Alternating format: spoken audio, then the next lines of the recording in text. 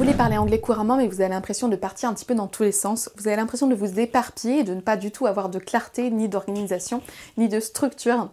Si c'est votre cas, que vous avez envie de suivre un plan structuré pour réussir enfin à parler couramment l'anglais, à être 100% bilingue, alors cette vidéo est exactement ce qu'il vous faut. Vous donner mon plan d'action concret à suivre tous les jours pour pouvoir parler anglais couramment d'ici quelques mois. C'est une méthode que j'ai utilisée moi-même pour passer d'un niveau faux débutant A2 en norvégien à un niveau B1, B2 en norvégien en seulement quelques mois. Mais avant de démarrer, j'ai un cadeau pour vous pour kickstarter votre anglais et votre apprentissage. C'est un e-book 100% gratuit avec 60 erreurs les plus courantes que font les francophones en anglais.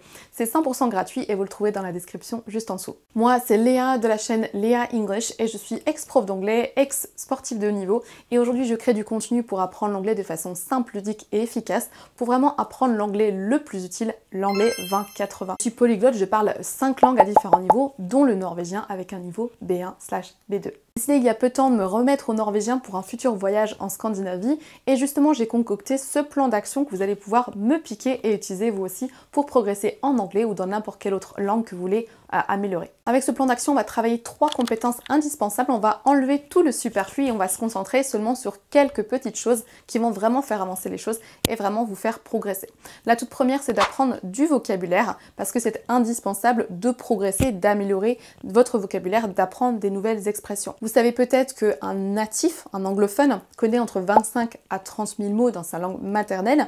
C'est normal, c'est comme vous et moi en français, mais n'en utilise activement que 3 à 5 000.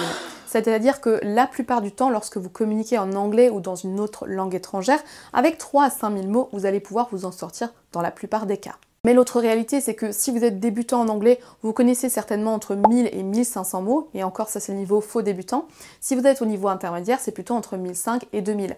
Vous voyez bien qu'on est loin du 3 à 5000 mots, même si on s'en rapproche.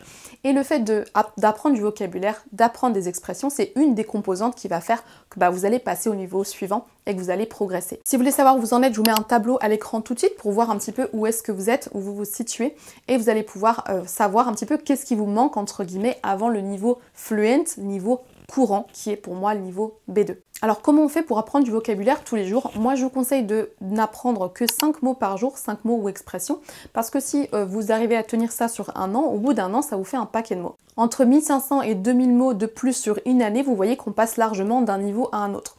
Si à l'inverse vous essayez d'apprendre beaucoup de mots, 10 ou 15 admettons, il y a de fortes chances que vous n'en reteniez pas la moitié ou qu'au bout d'un moment vous ne puissiez plus tenir le rythme.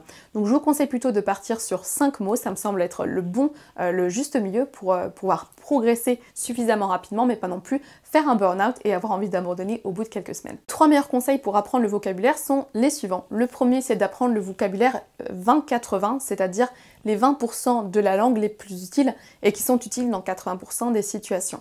Donc comment on fait? On va simplement apprendre du vocabulaire qu'on utilise déjà dans notre langue maternelle à l'oral dans la vie de tous les jours. Souvenez-vous des 3 à 5 000 mots que les anglophones utilisent quotidiennement. Il va donc falloir se concentrer sur ce vocabulaire qui est forcément utile à l'oral. L'astuce numéro 2, c'est d'utiliser un système de flashcards, c'est-à-dire d'avoir des cartes, que ce soit numériques ou papier, je vais vous montrer juste après un exemple, avec d'un côté le mot en français et quand vous retournez la carte, il y aura le mot en anglais de l'autre côté. Ça va vous permettre de vraiment faire travailler votre mémoire plutôt qu'une liste de mots où vous avez déjà tout sous les yeux et là où vous ne faites pas appel à votre mémoire. Et la dernière astuce, c'est le système de répétition espacée. C'est un mot un petit peu savant juste pour dire qu'il faut réviser souvent.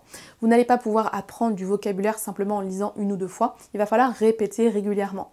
Le meilleur système de répétition espacée, c'est tout simplement de faire des révisions régulières. Vous pouvez, comme c'est marqué sur l'écran tout de suite, réviser à J+1, J+3, J+7 et pourquoi pas J+30 ensuite. Ça va permettre de contrer la courbe de l'oubli, qui est un phénomène naturel, qui est tout simplement quand vous apprenez une information, que ce soit un mot ou autre chose, vous allez petit à petit l'oublier à mesure que le temps passe, sauf si vous le révisez à intervalles réguliers. Alors là, l'idée, c'est pas non plus de tomber dans le « je révise tous les jours chaque mot que je viens d'apprendre ». Il faut, à mesure que vous avancez dans le temps, ajouter de plus en plus d'espace. L'idée, c'est justement de commencer à oublier l'information et de la réviser à ce moment-là. C'est là où vous allez la mémoriser dans le mieux sur le long terme. Alors, quel type de ressources vous allez pouvoir utiliser pour apprendre du vocabulaire tous les jours? Il existe plein d'applications, mais attention, certaines ont du vocabulaire très basique, comme les couleurs, les fruits et légumes ou les pièces de la maison. Pour moi, c'est pas du vocabulaire qui est très souvent utilisé à l'oral. Il va falloir donc faire attention à choisir la bonne ressource. Vous allez pouvoir aussi utiliser des livres, des podcasts. Tout le contenu que vous allez pouvoir trouver en anglais, il y aura forcément du vocabulaire qui sera plus ou moins pertinent à retenir, donc en fonction de la ressource que vous utilisez. Une astuce sympa, c'est d'utiliser les séries, comme par exemple Friends, parce que c'est des dialogues de la vie de tous les jours et vous allez pouvoir trouver du vocabulaire et des expressions qui sont vraiment utiles à l'oral. Si vous le souhaitez, vous pouvez aussi aller regarder dans la description et tester mon application web que j'ai justement créée pour apprendre du vocabulaire 20-80. Quand vous avez accès à l'application, vous allez faire un test de langue initiale qui va vous donner un niveau, donc soit A1, débutant, A2, faux débutant, etc. Et chaque jour, quand vous vous connectez, vous allez avoir 5 nouvelles expressions et nouveaux mots de vocabulaire pertinents par rapport à votre niveau. Donc ça vous permet vraiment d'apprendre le vocabulaire vraiment utile pour vous, à l'oral et pour votre niveau actuel. Donc là, on a par exemple ce mot français, cette expression, soyez patient, soyez indulgent. Quand vous retournez la carte, vous avez la réponse, bear with me. Si vous scrollez un peu, vous allez avoir une phrase d'exemple, bear with me for a moment while I find the document you need. Sorry for the delay, please bear with me while I try to fix the issue. Là ensuite, on va vous demander si oui ou non vous connaissiez ce mot. Donc si vous dites non, le mot va revenir plus souvent pour que vous le reteniez bien. Et si vous mettez oui, il va revenir un peu moins souvent. Si vous mettez ne pas apprendre, vous allez juste faire sauter la carte si jamais vous ne souhaitiez pas le retenir ou que vous le connaissiez peut-être déjà par cœur. Là ici on a par exemple c'est le juste milieu, c'est parfait. Donc avant de retourner la carte, vous pouvez essayer de trouver si vous avez la réponse ou non. That's the sweet spot. L'expression c'est that's the sweet spot. On peut pas vraiment le traduire mot à mot, mais c'est le juste milieu. Quand on descend, on a de nouveau des phrases d'exemple. How's your new car? That's great, it handles well and the size is just the sweet spot for me. Donc voilà, c'est le juste milieu, c'est donc très bien. Là, on met donc si oui ou non, on le connaissait ou pas. Chaque jour, on vous propose donc 5 nouvelles cartes, if you say so. Et au bout une fois que vous avez fait les 5 cartes, just in time, vous allez pouvoir ici, quand vous cliquez tout au-dessus, vous allez pouvoir réviser la totalité du vocabulaire appris les 7 derniers jours. Donc ça vous permet justement de contrer la courbe de l'oubli et de vous voir réviser régulièrement le vocabulaire appris. La deuxième compétence qu'il va falloir travailler de façon quotidienne pour progresser en anglais, c'est la compréhension orale. Ça veut tout simplement dire qu'il va falloir écouter des audios, regarder des séries, des films, écouter des podcasts, regarder YouTube. Il va falloir que vous entendiez de l'anglais pour justement familiariser votre oreille avec la sonorité anglaise. Lorsque vous apprenez l'anglais, c'est certainement pour communiquer et le fait de pouvoir comprendre ce qu'on vous dit est important. En écoutant des audios, des podcasts ou autres, vous allez pouvoir donc tranquillement familiariser votre oreille avec l'anglais oral. Je vous conseille de choisir une ressource avec la transcription, c'est-à-dire à l'écrit ce que vous entendez à l'oral. Donc par exemple, si vous êtes sur Netflix, ça peut être de mettre les sous-titres en anglais ou encore mieux de mettre les doubles sous-titres si votre niveau est un peu faible.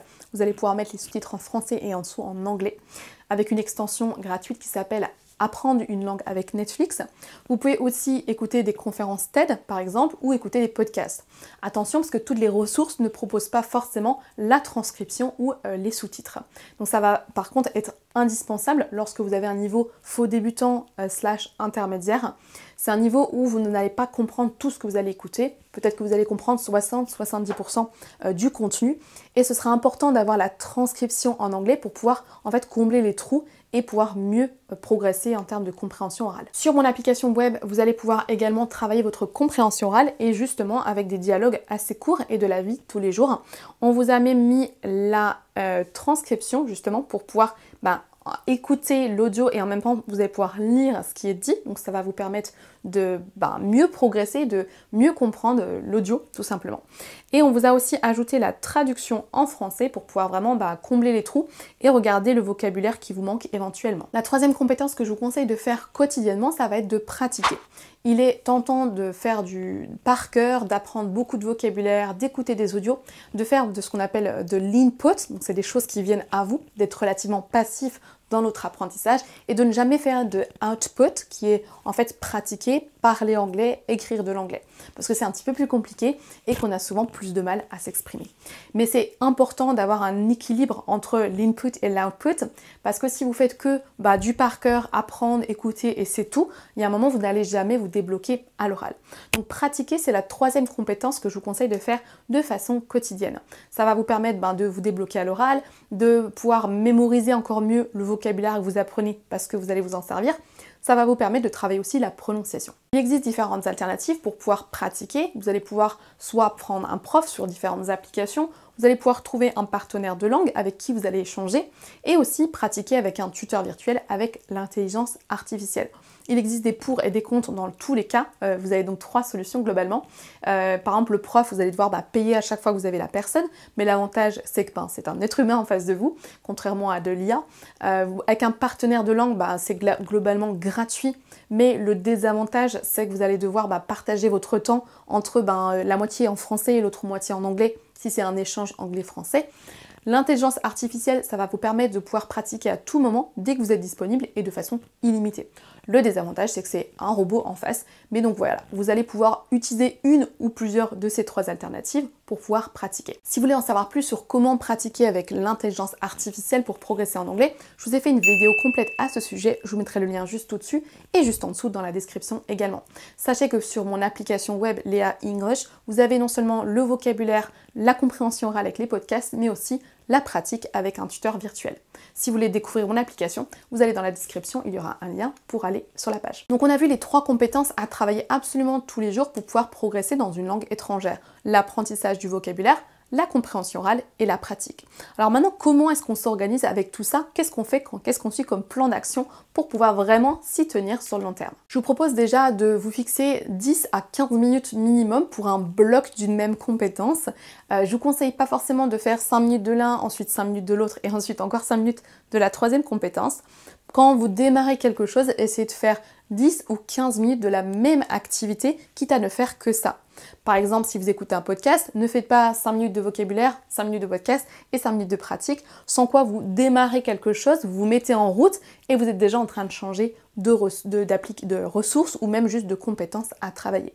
Donc 10-15 minutes, ça me semble être le minimum quand vous démarrez quelque chose et restez sur une seule et même activité pour une séance de travail. Si vous avez plus de temps, pourquoi pas faire 20, voire même 25 ou 30 minutes. Attention, quand vous allez au-delà, vous risquez de brasser du vent et d'être de moins en moins efficace.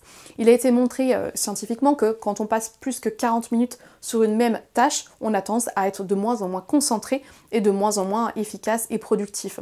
Donc restez sur une fourchette entre 10-15 au minimum et 20-30 minutes au maximum pour une même compétence. Ensuite, vous avez plusieurs possibilités différentes suivant si vous avez plus ou moins de temps à consacrer à l'anglais. Si vous avez très peu de temps, là je vous conseille de passer sur juste 10-15 minutes par jour et de le faire tous les jours et de choisir, soit vous faites une semaine où vous apprenez beaucoup de vocabulaire, la semaine suivante vous allez faire beaucoup de compréhension orale et ainsi de suite avec la pratique, etc. Vous pouvez aussi alterner, faire un jour vocabulaire, le lendemain compréhension orale, le surlendemain de la pratique. Mais l'idée, c'est de travailler ces 3 compétences à mesure des semaines et des mois qui passent et de garder une routine de 10-15 minutes par jour. Vous pouvez donc alterner les compétences et de faire que ces 3 compétences et de garder un moment dans votre journée où vous passez 10 à 15 minutes sur votre anglais. Si vous avez plus de temps, vous pouvez tout à fait moduler avec les conseils que je vous ai donnés juste avant. Vous pourriez faire par exemple 2 blocs de 15-20 minutes tous les jours avec par exemple un coup le matin vocabulaire, le midi quand vous allez faire votre pause déjeuner, que vous allez au restaurant, vous écoutez un podcast par exemple. Et vous faites ça par exemple tous les jours. Là vous pouvez faire soit 1, soit 2, soit 3 blocs de, admettons, 15-20 minutes par jour. Et là, si vous avez le temps de faire 3 blocs par jour, pourquoi pas travailler les 3 compétences dont on a parlé dans cette vidéo.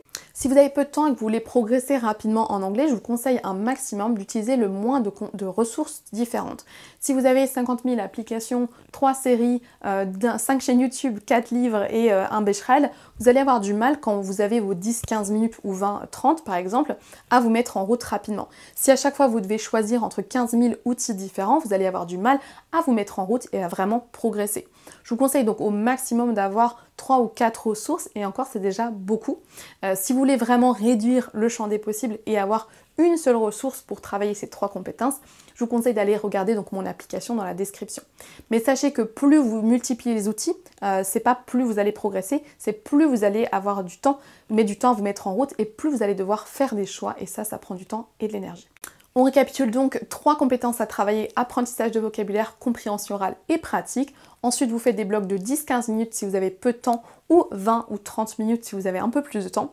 Et vous pouvez faire soit un bloc par jour, soit 2, soit 3. Et vous faites ça pendant plusieurs semaines et plusieurs mois. Ce programme, c'est vraiment moins mais mieux, less is more, mais va vous permettre de faire de gros progrès parce que vous allez réellement à l'essentiel. Je l'ai testé moi-même et c'est hyper efficace, ça vous permet de progresser même si vous avez peu de temps et d'aller vraiment dans la direction de votre objectif. N'hésitez pas à partager avec moi vos commentaires et vos réflexions par rapport à cette routine d'apprentissage dans les commentaires et je serai ravie de vous lire. Je vous souhaite une bonne journée et je vous dis à bientôt. Have a great day, bye!